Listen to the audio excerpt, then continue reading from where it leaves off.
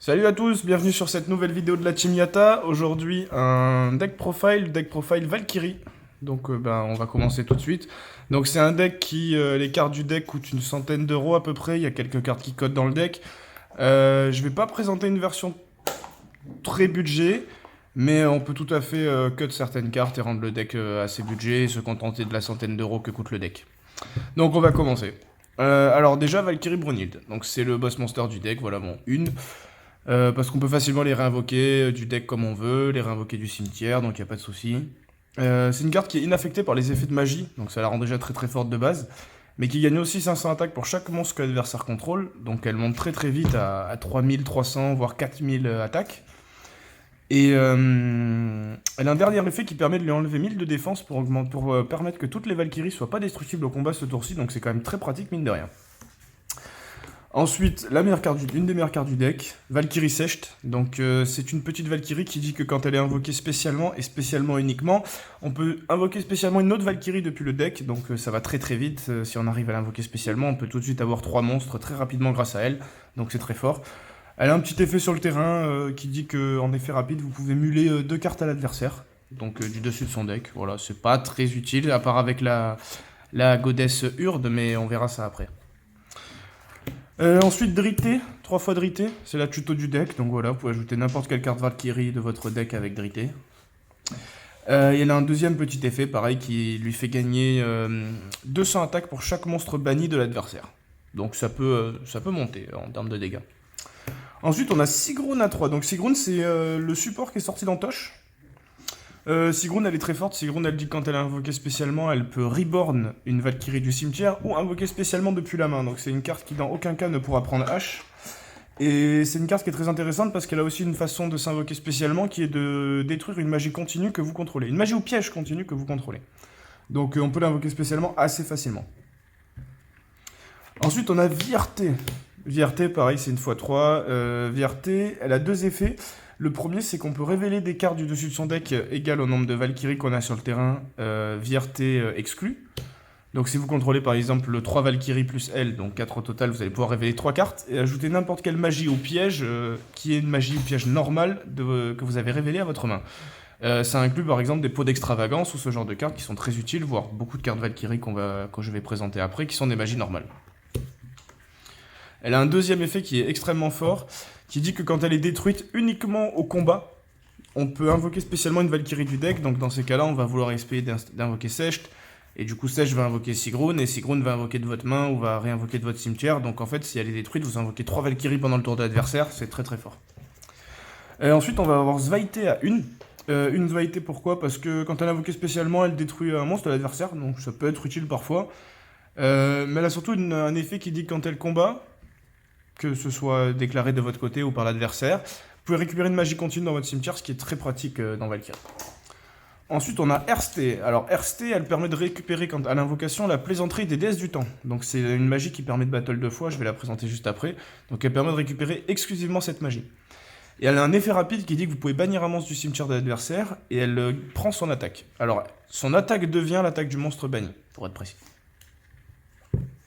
Ensuite, on a une Erda. Erda, elle dit tout simplement que quand elle est invoquée spécialement par l'effet d'une carte Valkyrie, tant qu'elle est sur le terrain, tous les monstres adverses perdent 1000 attaques. Donc ça peut être très très fort pour vite détruire le board. Et le seul monstre du deck qui n'est pas une Valkyrie, une sorcière condamnée. Alors pourquoi sorcière condamnée? Elle a 2 effets. La première, c'est d'aller tuto la gouttelette de l'interdit, qui est une x1, du coup parce qu'on veut toucher une des deux. Et elle a un effet rapide pendant le tour de l'adversaire qui permet d'invoquer spécialement un elfe de niveau 4. Donc ça permettra d'invoquer spécialement la Valkyrie qui nous permet de faire une tutorisation. Et c'est très fort.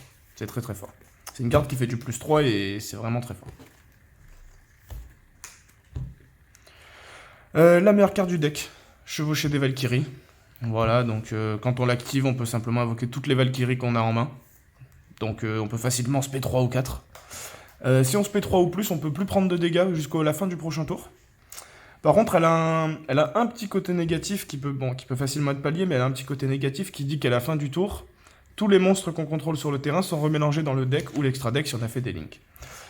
Et elle a un dernier effet qui permet de la bannir dans le cimetière pour tutoriser la magie plaisanterie des déesses du temps, qui permet à si on ne contrôle que des Valkyries, d'obtenir une deuxième battle phase. Et donc comme vous n'êtes plus sur le même tour, les monstres ne sont pas remélangés par l'effet de chevaucher puisque vous n'êtes plus sur le même tour. Si jamais vous le faites sur le premier tour, petite info intéressante, Valkyrie Brunhild n'est pas remélangée dans le deck puisqu'elle n'est pas affectée par les magies. Ensuite, on va commencer un peu à sortir un peu des cartes de l'archétype. Donc on a les nornes. Donc 2 fois les 2 premières, une fois les 2 premières et 2 fois la troisième.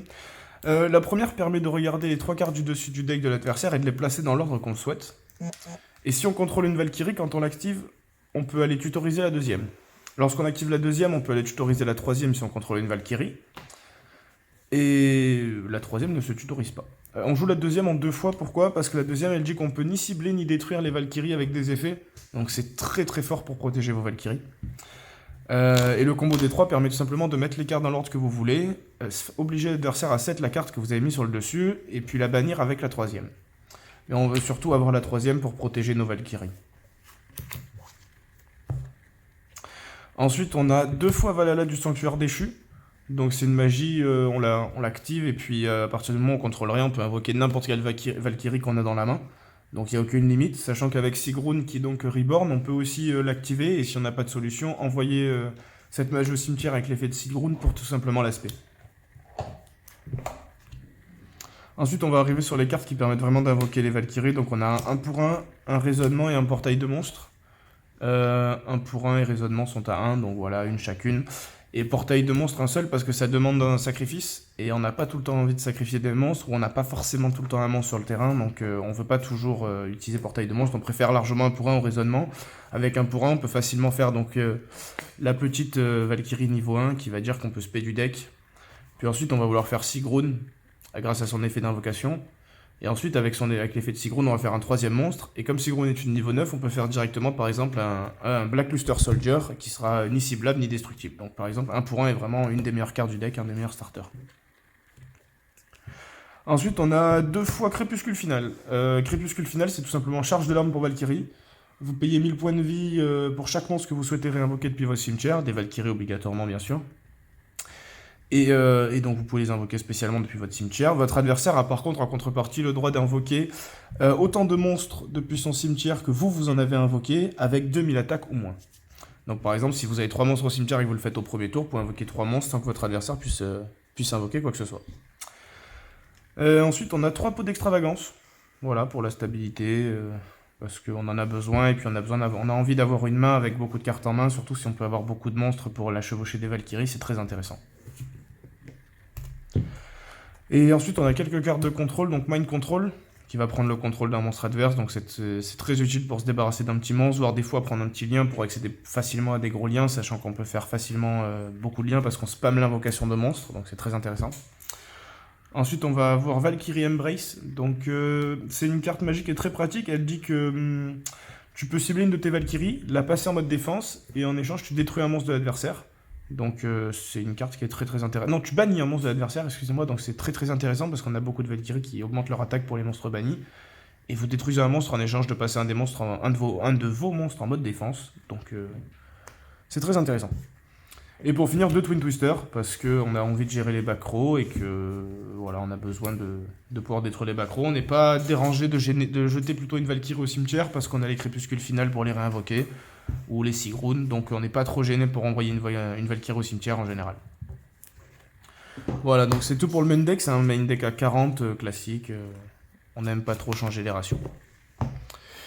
On va passer à l'extra deck. Alors l'extra deck, on joue 2 fois à la mirage, parce que en fait c'est la seule qui rajoute un effet de protection à nos cartes, donc c'est très intéressant avec notre Valkyrie niveau... avec les Valkyries bas niveau qu'on a, même la tutorisation, on n'a pas forcément envie de la garder toujours, donc à la mirage c'est toujours utile. On a un petit lien Kuriboh, parce que sèche, t'as 0 point d'attaque, donc c'est toujours utile d'avoir un petit lien Kuriboh à la place. Le renoncer anima, on invoque facilement un niveau 1, et ça peut vraiment parfois gérer un monstre que l'adversaire a mal placé, ou certaines links qui pointent vers le haut, on peut facilement gérer des grosses links parfois avec le renoncer anima, donc c'est très très fort. Un Cerber, un Phoenix, une licorne, petit package Nightmare. Je pense pas que j'ai besoin d'expliquer pourquoi. Voilà, on peut se débarrasser d'un monstre, d'une magie, voire même bounce une carte, c'est très intéressant. Yep.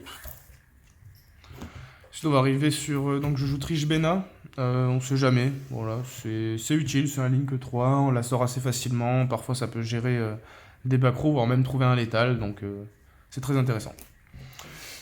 Une des cartes les plus fortes du deck, le BLS. Selon moi, parce que déjà, avec Sigrun qui est niveau 9 et qui reborn une carte, on peut le faire gratuitement, tout simplement.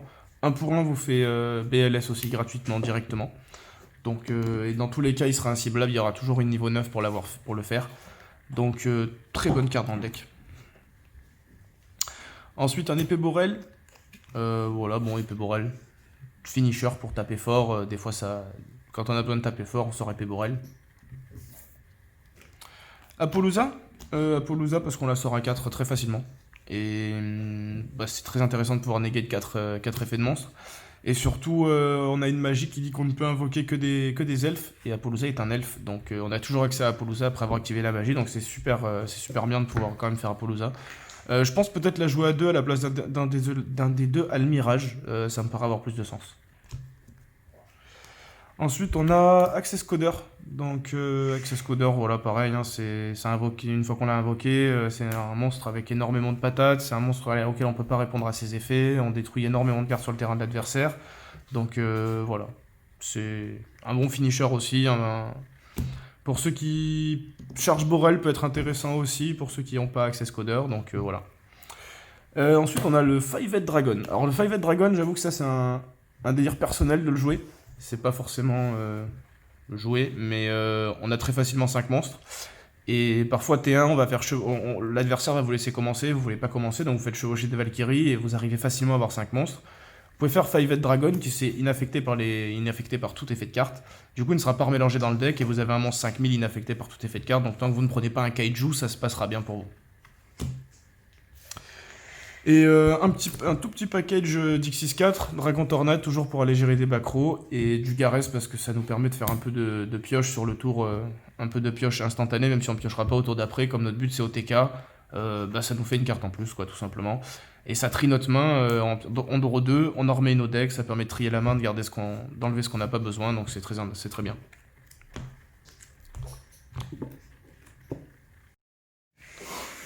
Et donc en dernier le side deck, donc alors je joue un side deck qui contient beaucoup de pièges comme vous pouvez le voir.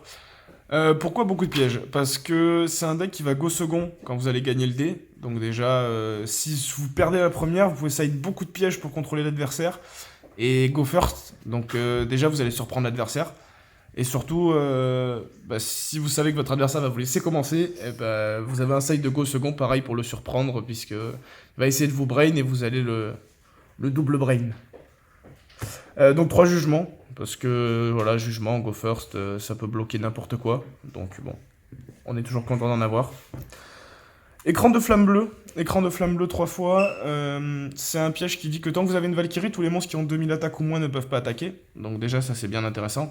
Mais surtout, qu'ils soient face down ou face up, c'est une carte qui, si elle est détruite par l'adversaire, vous permet d'invoquer spécialement une Valkyrie. Et donc vous invoquez Secht, qui invoque Sigrun, qui invoque de votre main ou qui réinvoque de votre cimetière. Et vous avez fait 3 monstres pendant le tour de votre adversaire, et c'est très fort. C'est aussi une carte que si on n'en a plus besoin, on peut l'envoyer au cimetière avec l'effet de Sigrun pour l'invoquer spécialement depuis la main. Donc c'est très bien. C'est une carte qui fait beaucoup de choses et qui est utile dans toutes les situations. Voilà. Ensuite, je joue barrière dimensionnelle à 3, parce que je trouve barrière dimensionnelle très très forte en ce moment. On croise pas forcément beaucoup de decks comme héros, etc. Mais on a par exemple des Zodiac, des trucs comme ça. Vous jouez barrière dimensionnelle, vous dites Xyz, vous dites Fusion, c'est des decks qui jouent plus. Si vous tombez sur Pendule, vous dites Pendule, c'est des decks, Pendule ne joue plus du tout. Donc c'est une carte que je trouve très très forte dans le format en fonction du match-up que vous avez. 2 fois la pomme du savoir. La pomme du savoir, c'est une magie Valkyrie qui dit que pour chaque Valkyrie sur votre terrain, lorsque vous l'activez, vous pouvez bannir le même nombre de monstres dans le cimetière de l'adversaire que vous contrôlez de Valkyrie sur le terrain. Même nombre de cartes, pardon. Vous pouvez bannir ce que vous voulez. Et elle a un autre effet, donc c'est une magie normale, donc si vous l'activez, elle ira au cimetière, contrairement à l'écran de flamme bleue. Par contre, si elle est détruite lorsqu'elle est face down, vous allez piocher un nombre de cartes égal au nombre de Valkyries sur votre terrain, plus une. Donc si vous en avez ne serait-ce que 2 ou 3, vous allez piocher 4 cartes, ce qui est très très fort. La troisième hurde. Si on voit qu'on est contre un deck qui détruit beaucoup, qui cible beaucoup, on va avoir envie de la rentrer. On peut enlever la première parce que le but c'est surtout d'aller tutoriser celle-là pour le protéger nos Valkyries. Donc on peut rentrer la troisième si on a besoin de se protéger. Une Etrunade, une seule, parce que c'est pour venir compléter les twins. Genre si on joue contre Edlich, on est bien content de toucher Etrunade. Je jouais Etrunade avant, mais on a besoin d'avoir plus de pet MP, d'où les 2 twins, et du coup une seule Etrunade. Voilà. Ensuite on a Cold by the Graves, donc voilà, je n'ai pas besoin d'expliquer pourquoi, c'est très très fort, ça sert toujours. Et surtout on a beaucoup de cartes qui bannissent, on a beaucoup de cartes qui augmentent leur attaque lorsque des monstres adversaires sont bannis. Donc c'est toujours bien dans notre deck, surtout qu'en plus on va negate un effet au passage, voilà, c'est une fois une, on la met. Et la dernière carte qui est le seul monstre du side deck, qui est la Valkyrie Funft. Elle sert pas à grand chose. Elle a juste un effet qui est très très fort selon les decks contre lesquels vous jouez, qui dit que pour chaque monstre de l'adversaire banni, toutes vos Valkyries gagnent 200 attaques, y compris elles-mêmes. Donc ça m'est arrivé de jouer contre Infernoid et de faire monter les Valkyries qui avaient 1000 attaques à 6000, sans aucun problème de faire un board de 5 monstres, 5 Valkyries 6000 attaques, alors qu'elles commençaient à 8000 ou 1000 à la base, ce qui est totalement n'importe quoi. Voilà, donc on a terminé avec ce deck profil Valkyrie. J'espère que ça vous a intéressé. Et si vous voulez voir un duel, peut-être donc avec le deck désenchaîné qu'on a publié soit avant, soit juste après cette vidéo. Et donc peut-être si vous voulez du compétitif, dites-le nous, dites-nous ce qui vous intéresse. N'oubliez pas de vous abonner pour avoir l'information sur les prochaines vidéos. Et ciao ciao, à bientôt!